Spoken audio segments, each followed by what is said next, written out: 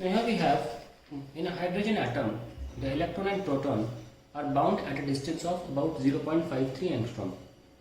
Estimate the potential energy of the system in electron volt, taking the zero of the potential energy at infinite separation of the electron and proton.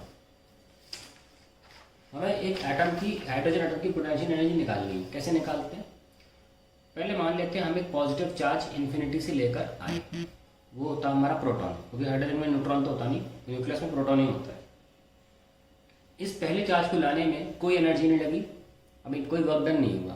क्योंकि work done नहीं हुआ तो energy में store भी नहीं हुआ, तो पहली प्रोसेस में वर्क डन जीरो रहा. इसके बाद हम दोबारा इन्फिनिटी से, हमें बोला जा रहा है कि 0.53 रेडियस है, तो हम 0.53 की रेडियस पर 0.53 एंगस्ट्रॉम पे रेडियस पे हमने एक इलेक्ट्रॉन फिक्स कर दिया. अब हमें कितना काम लगा? K Q1 Q2 upon R12. यही तो सिखाया था, ये हमें काम लगा. तो सॉल्व कर लीजिए इसको. कितना है ये जो वर्क डन होगा पोटेंशियल एनर्जी में स्टोर हो जाएगा. 9 10 पावर 9 इंटू क्या है ये, प्रोटॉन का चार्ज 1.6 10 पावर माइनस 19, इलेक्ट्रॉन का charge minus 1.6 10 power minus 19 upon 0.53 angstrom. ये हमारा वर्क डन है जो पोटेंशियल एनर्जी में कन्वर्ट हो गया. अब अगर आपको इन्हें बोला है कि हमें इलेक्ट्रॉन वोल्ट में चाहिए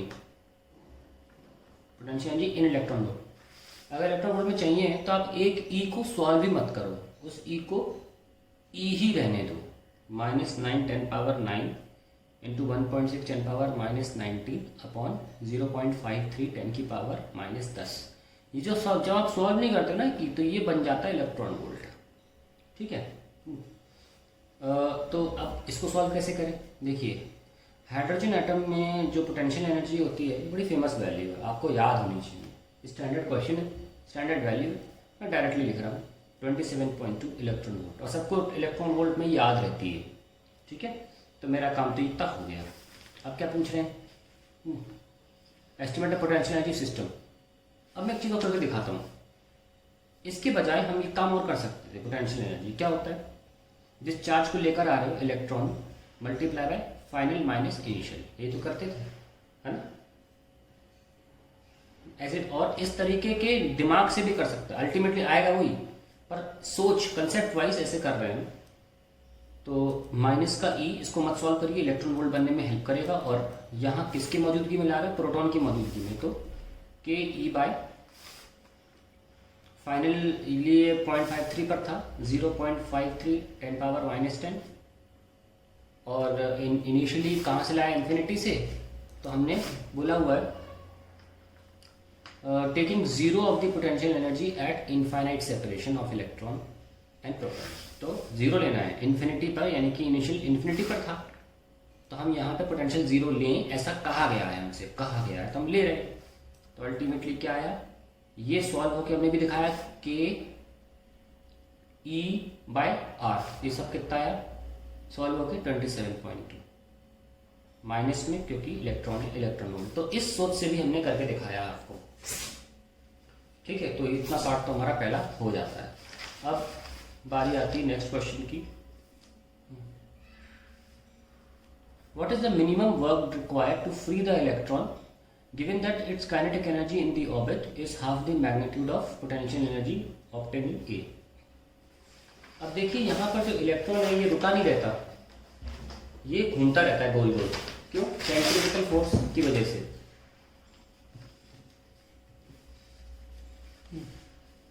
जैसे कि हमने क्वेश्चन कराया था कि 3 चार्जेस है ट्राइंगल में है, इनको तोड़ने के लिए आपको कितना वर्क डन लगेगा? आपने क्या किया? सिस्टम की पोटेंशियल एनर्जी निकाली, आपने बोला उतना ही वर्क डन लगेगा जितनी सिस्टम की पोटेंशियल एनर्जी है माइनस लगा के. ठीक है, तो आप ये बोल सकते हो सर इस क्वेश्चन में आप सिर्फ -27.2 आंसर क्यों नहीं दे देते? इसमें भी जितनी पोटेंशियल एनर्जी है उतना ही वर्क डन लगना चाहिए प्लस 27.2, है ना? नहीं, ऐसा नहीं होता, क्योंकि यहाँ पे चार्जेस स्टैटिक है. और जब आपने जब सिस्टम बनाया ना हाइड्रोजन का प्लस और इलेक्ट्रॉन का, तो ये स्टैटिक नहीं है, घूम भी रहा है. इस इलेक्ट्रॉन के पास ना कि सिर्फ पोटेंशियल एनर्जी है, इसके पास काइनेटिक एनर्जी भी है. तो टोटल एनर्जी जो होगी वो काउंट की जाएगी U प्लस के. ओके, और वो कितनी है? हमसे बोला गया है given that its kinetic energy in the orbit is half the magnitude of potential energy obtain in a. तो काइनेटिक एनर्जी ने दे रखी है आधी, 27.2 का आधा कितना होता है 13.6। और नहीं ऑब्वियसली हम सबको पता है काइनेटिक एनर्जी नेगेटिव कभी नहीं हो सकती क्योंकि it's a square of velocity into mass into 1/2। Minus 13.6 electron volt हमारी टोटल एनर्जी आ जाती है। तो वर्क डन कितना लगेगा, work done to required to free the electron, work done to free the electron is plus 13.6। और तभी तो हम बोलते हैं ionization energy of hydrogen atom is 13.6 electron volt. इसीलिए बोला जाता है कि आयनाइजेशन एंथैल्पी या जो भी आप बोलते हो energy, that is the energy required to free the electron from a outermost shell, hydrogen के केस में 13.6 इलेक्ट्रॉन वोल्ट, जो कि बड़ी फेमस वैल्यू है। हमारा बी पार्ट भी हो जाता है। अब सी पार्ट आता है।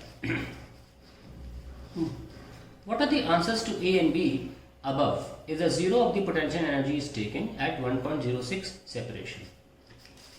अब इन्हें बोला है आपने अभी तक जो वर्क डन पोटेंशियल एनर्जी निकाली वो कैसे निकाली, यू कैसे निकालते हो, D W is equals to D U is equals to charge जिसको लेकर जा रहे हो multiply by the potential difference, यही होता है ना। माइनस का ई और डी वी क्या लिख सकते हैं, integration of E dot D L, यही लिखते हो ना, है कि नहीं। तो चार्ज किसको लेकर आ रहे हो, इलेक्ट्रॉन को, और यहाँ माइनस साइन तो लगता ही है, भूले नहीं इसको। हमने हमेशा आपको ये सिखाया, सभी ने आपको ये सिखाया, हमेशा आपने ये सीखा कि पोटेंशियल डिफरेंस का मतलब होता है इन्फिनिटी से दैट पॉइंट। अगर आप सिर्फ पोटेंशियल की बात कर रहे हो और हम एक्चुअली डी वी को अलग से निकालें तो क्या लिखेंगे, E dot D L from infinity to the point you want to find out. तो इन्फिनिटी के सामने हम ये मान के चलते हैं पोटेंशियल जीरो ले लीजिए और जहाँ पे निकाल रहे हो वहाँ भी ले लीजिए, बड़े आराम से हमारा आंसर आता रहता है V minus zero final minus initial is equals to solve होकर जो भी आना होता है आ जाता है। पर सवाल अब कुछ और कह रहा है, सवाल ये कह रहा है what are the answers to A and B if the zero of the potential energy is taken at 1.06। वो कह रहे हैं कि इन्फिनिटी की जगह, जैसे इन्फिनिटी पे जीरो था पोटेंशियल, आप वो कह रहे हैं पोटेंशियल एनर्जी, बात एक ही है क्योंकि potential energy is potential energy per unit positive charge, ठीक है, ऐसे बोलते हैं। तो एक चार्ज के लिए पोटेंशियल बोलो, चाहे पूरे चार्जेस के लिए पोटेंशियल एनर्जी बोलिए। तो अगर कोई पोटेंशियल एनर्जी बोल रहा है आपसे तो आप पोटेंशियल भी बोल सकते हैं। तो आप क्या कह रहे हैं, इन्फिनिटी पे वो हमेशा हम जीरो लेते आ रहे हैं, वो कह रहे हैं नहीं नहीं नहीं अब नहीं करो ऐसा, वो कह रहे हैं 1.06 पे मान लो जीरो। तो यानी कि हम एक बहुत नई बात सीखें, बहुत नई बात, बहुत लोगों को बोलते देखा होगा आपने, क्या कि हम अपनी choice of potential to be zero बदल सकते हैं। हमेशा इन्फिनिटी भी पोटेंशियल जीरो नहीं लेना चाहिए, हम कहीं और भी जीरो ले सकते हैं। ये हमारे ऊपर डिपेंड करता है। हमने ग्रेविटेशन में भी यही काम किया था कि इन्फिनिटी पर हमने क्या माना था, जीरो पोटेंशियल। हम अपनी मर्जी से कहीं पर भी जीरो मान सकते हैं, लेकिन उसके हिसाब से फिर आंसर भी चेंज आएगा पोटेंशियल का, पोटेंशियल डिफरेंस का, और देन पोटेंशियल एनर्जी का भी चेंज आएगा आंसर। तो इन्होंने हमसे बोला है कि पहले दो पार्ट दोबारा सॉल्व करें, ये लेकर कि आप zero of the potential energy 1.06 angstrom पे लें। ये क्वेश्चन एनसीईआरटी का है, बहुत अच्छा क्वेश्चन है, एग्जाम में भी आ चुका है, बोर्ड एग्जाम में।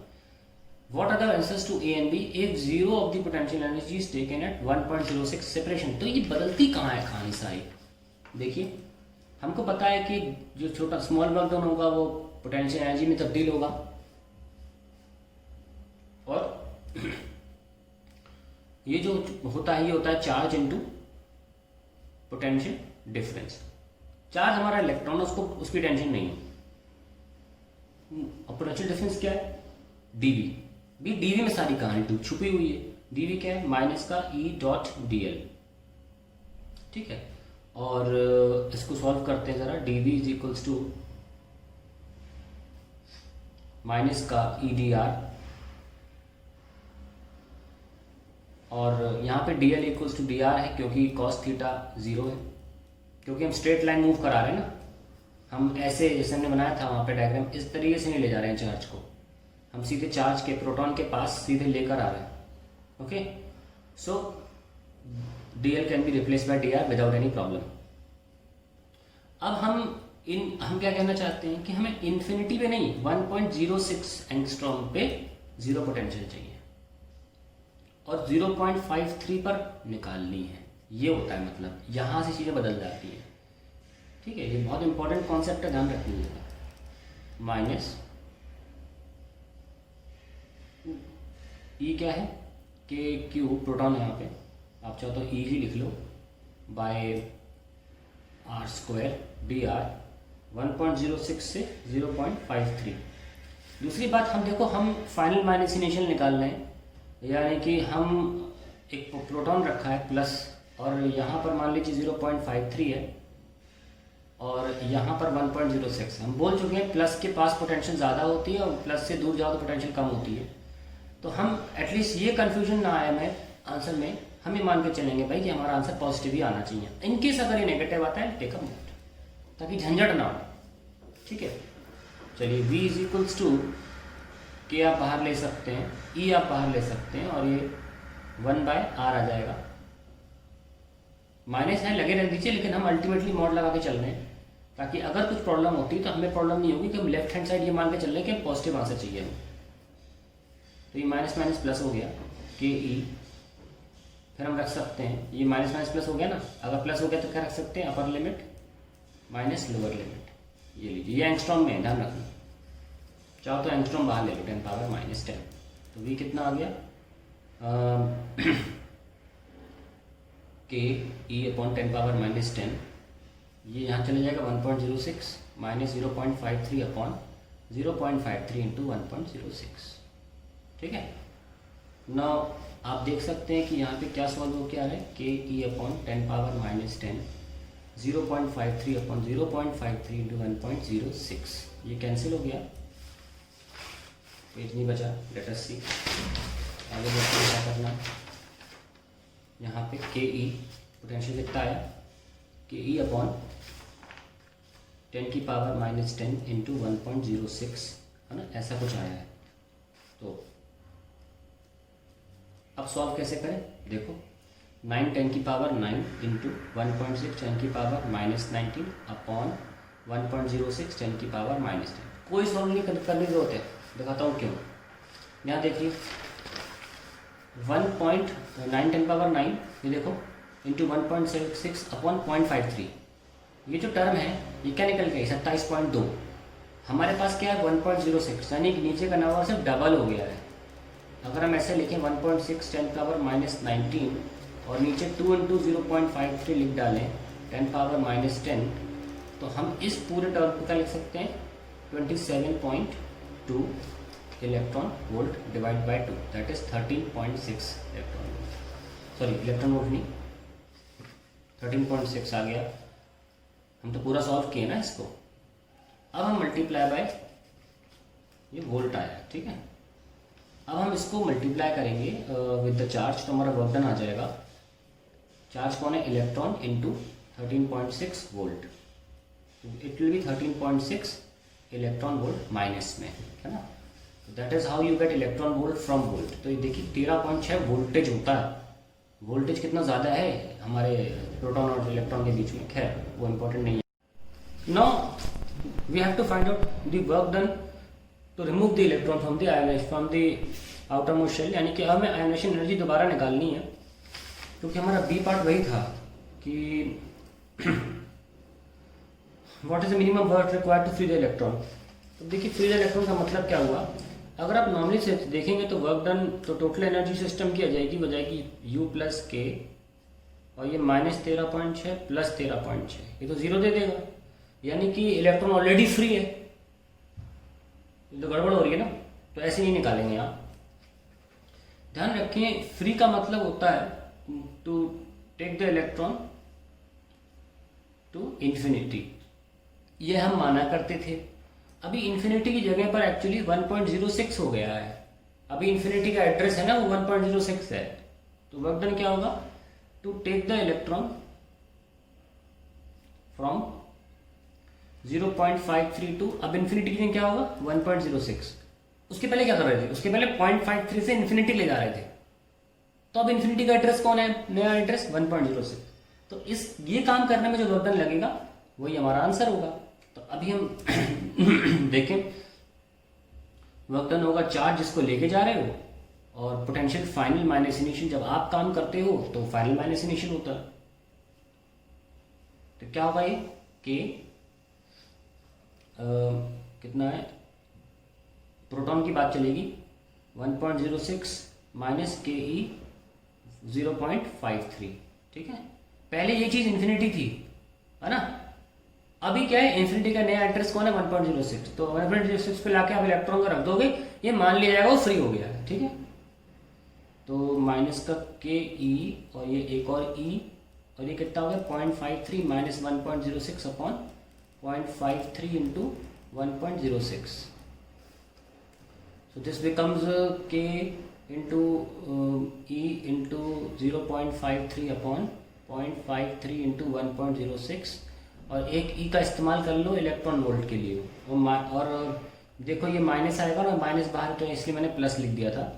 अब सॉल्व करिए आप, ये 0.53 भी गया तो कितना आया 9 इंटू 10 की पावर 9 इंटू 1.6 10 की पावर माइनस 19 अपॉन, इस 1.6 को मैं तोड़ के लिख रहा हूँ 2 इंटू 0.53, क्योंकि हमको पता है कि ये क्या आता है 27.2, तो 13.6 इलेक्ट्रॉन वोल्ट। आप देख सकते हैं कि आंसर में कोई चेंजेस नहीं है, तो वर्क डन अभी भी उतना लगना है, ठीक है, क्योंकि potential difference is not changing when you change the choice of, when you change the choice of infinity of the potentials, potential difference does not change, hence आपका वर्क डन अभी भी वो 13.6 आता रहेगा। It's a very good question, so practice it.